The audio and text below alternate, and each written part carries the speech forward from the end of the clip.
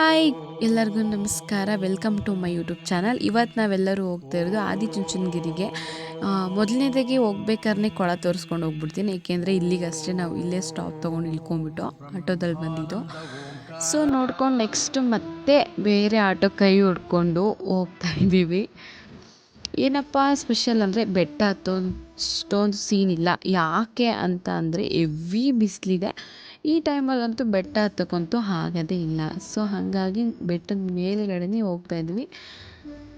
ಮತ್ತು ನಾನು ತುಂಬ ಸರಿ ದೇವಸ್ಥಾನಕ್ಕೆ ಬಂದಿದ್ದೀನಿ. ತುಂಬ ಸ್ಪೆಷಲ್. ನಾನು ಪ್ರತಿ ಸಲ ಬಂದಾಗಲೂ ಒಂದೊಂದು ವಿಷಯ ತಿಳ್ಕೊಂಡು ಹೋಗ್ತಾ ಇರ್ತೀನಿ ದೇವಸ್ಥಾನದಲ್ಲಿ. ನೀವೇ ನೋಡ್ತಾ ಇದ್ರಲ್ಲ ಎಷ್ಟು ಜನ ಇದ್ದಾರೆ ಅಂತ. ಎಂಟ್ರೆನ್ಸ್ ನೋಡ್ಕೊಂಬಿಡಿ. ತುಂಬ ಜನ ನೋಡಿರ್ತೀರ, ಆದರೂ ಈ ವಿಡಿಯೋ ಕೊನೆವರೆಗೂ ನೋಡಿ. ನಾನು ನಿಮಗೋಸ್ಕರ ಲಾಗಲ್ಲಿ ಕಂಪ್ಲೀಟ್ ಮಾಡ್ತಾಯಿದ್ದೀನಿ. ನೋಡಿ ಗಾಯ್ಸ್,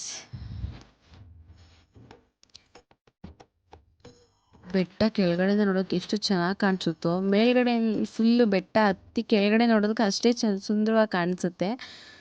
ನನಗಂತೂ ಬೆಟ್ಟ ಹತ್ತೋದಂದ್ರೆ ತುಂಬಾ ಇಷ್ಟ. ನಾನು ಒಂದು 2 ಸತಿ ಹತ್ತಿದ್ದೀನಿ. ಬಟ್ ಇವಾಗ ಟ್ರೈ ಮಾಡೋಕ್ಕಾಗಲ್ಲ, ಏಕೆಂದರೆ ಇವಾಗ ಬಂದಿರೋದು ಕಾಲೇಜಿಂದ. ಬೈತಾರೆ ಮನೇಲಿ ಗೊತ್ತಾದರೆ. ನನಗಂತೂ ತುಂಬಾ ಇಷ್ಟ ಆಗೋ ಪ್ಲೇಸ್ ಅಂತ ಅಂದರೆ ಸಡನ್ನಾಗಿ ಯೋಚನೆಗೆ ಬರೋದು ಆದಿಚುಂಚನಗಿರಿ. ಯಾಕೆ ಅಂತ ಅಂದರೆ ಅಲ್ಲಿ ಹೋದ್ರೆ ಒಂಥರ ಪಾಸಿಟಿವ್ ವೈಬ್ಸ್ ಆಗುತ್ತೆ, ಒಳ್ಳೆ ನೆಮ್ಮದಿ ಸಿಗುತ್ತೆ ದೇವಸ್ಥಾನಕ್ಕೆ ಹೋಗ್ಬಿಟ್ಟು ಬಂದರೆ. ಆಲ್ಮೋಸ್ಟು ಎಲ್ಲರಿಗೂ ಒಂದೊಂದು ಪ್ಲೇಸಸ್ ಫೇವ್ರೇಟ್ ಆಗಿರುತ್ತಲ್ವ. ಇಲ್ಲಿಗೆ ಹೋಗಿ ಬಂದರೆ ನೆಮ್ಮದಿ ಸಿಗುತ್ತೆ ಅಪ್ಪ, ನನ್ನ ಫ್ರೆಂಡ್ ಜೊತೆ ಮಾತಾಡಿದ್ರೆ ನೆಮ್ಮದಿ ಸಿಗುತ್ತಪ್ಪ ಅನ್ನೋರು. ನನಗಂತೂ ಈ ದೇವಸ್ಥಾನಕ್ಕೆ ಬಂದು ಹೋದರೆ ತುಂಬ ನೆಮ್ಮದಿ ಅನಿಸುತ್ತೆ. ತುಂಬ ಫ್ರೀಯಾಗಿರುತ್ತೆ ಮೈಂಡ್ ಯಾವಾಗಲೂ ಈ ದೇವಸ್ಥಾನಕ್ಕೆ ಹೋಗ್ಬಿಟ್ಟು ಬಂದರೆ ಅಂತಲೇ ಹೇಳ್ಬೋದು. ನನಗಂತೂ ತುಂಬ ಖುಷಿ ಕೊಡುತ್ತೆ ಈ ದೇವಸ್ಥಾನಕ್ಕೆ ಹೋಗೋದು ಬರೋದು ಎಲ್ಲ.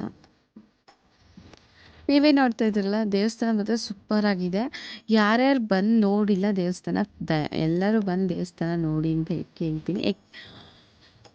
ಮತ್ತು ಏನು ಹೇಳ್ಬೇಕಂತ ಗೊತ್ತಾಗ್ತಿಲ್ಲ.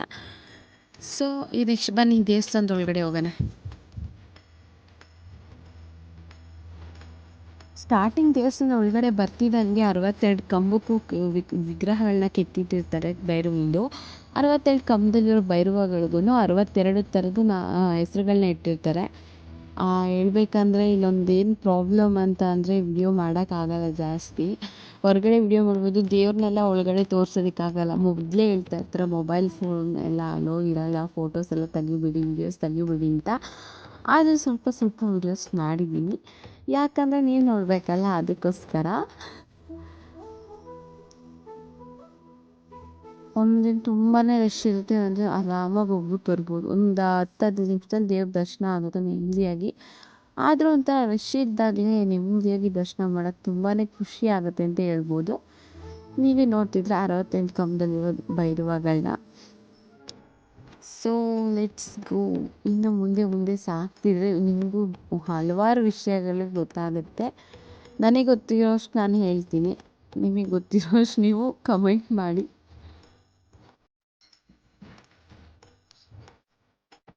ದೇವಸ್ಥಾನದ ಹೊರಗಡೆ ಬಂದು ಗಂಗಾಧರೇಶ್ವರ ದೇವಸ್ಥಾನಕ್ಕೆ ಮೆಟ್ಲು ಹತ್ಕೊಂಡು ಹೋಗ್ಬೇಕಾದ್ರೆ ಗಣೇಶನ ವಿಗ್ರಹ ಇದೆ. ಹಾಗೂ ಅವ್ರ ಪಕ್ಕ ಸ್ವಾಮೀಜಿಗಳು ಧ್ಯಾನ ಮಾಡೋದಕ್ಕೆ ಒಂದು ಮಂದಿರ ಕಟ್ಟಿದ್ದಾರೆ.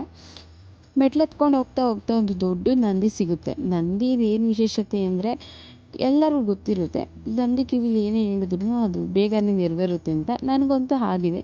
ನಿಮ್ಗೆ ಯಾರಾದರೂ ಏನಾದರೂ ಟ್ರೈ ಮಾಡಬೇಕು ಅಂದ್ಕೊಂಡ್ರೆ ಮಾಡಿ, ಆದರೂ ಆಗ್ಬೋದೇನೋ ಗೊತ್ತಿಲ್ಲ, ಬಟ್ ನನಗಂತೂ ಆಗಿದೆ.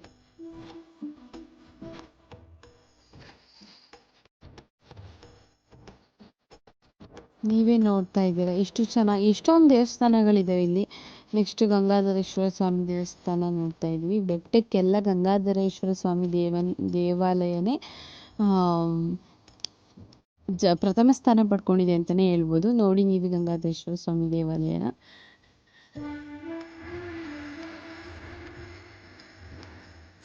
ನನಗಂತೂ ತುಂಬ ಅಂದರೆ ತುಂಬಾ ನೆಮ್ಮದಿ ಅನಿಸಿದೆ. ಯಾಕಂದರೆ ನಾನು ಈ ದೇವಸ್ಥಾನಕ್ಕೆ ಬಂದು ಹೋದಾಗೆಲ್ಲ ಇದೊಂದು ನೆಮ್ಮದಿ ಮತ್ತು ಪಾಸಿಟಿವ್ ವೈಬ್ಸ್ನ ಜಾಸ್ತಿ ತೊಗೊಂಡೋಗೋದು. ಮತ್ತು ನಮ್ಮ ಮನೆ ದೇವರಾಗಿರೋದ್ರಿಂದ ಅಂತ ಎಲ್ಲ ಮಾಡಿಸ್ಕೊಂಡು ನೆಮ್ಮದಿಯಾಗಿ ಮನೆಗೆ ಹೋಗೋಣ ಅಂತ ಅಂದ್ಕೊಂಡಿದ್ದೀನಿ. ಮತ್ತು ಈ ಕೆಳಗಡೆ ಐಸ್ ಕ್ರೀಮ್ ತಿನ್ನೋಣ ಅಂತ ನಿಂತ್ಕೋಬೇಕಾದ್ರೆ ಇನ್ನೊಂದು ವಿಡಿಯೋ ಮಾಡೋಣ ಅಂತ ಮಾಡಿದ್ದೀನಿ.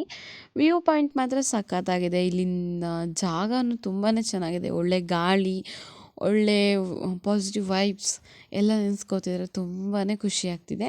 ಮತ್ತು ನನ್ನ ಯೂಟ್ಯೂಬ್ ಚಾನಲ್ ಎಲ್ಲರೂ ಸಬ್ಸ್ಕ್ರೈಬ್ ಮಾಡ್ಕೊಳ್ಳೋದು ಮರಿಬೇಡಿ. ಬಾಯ್.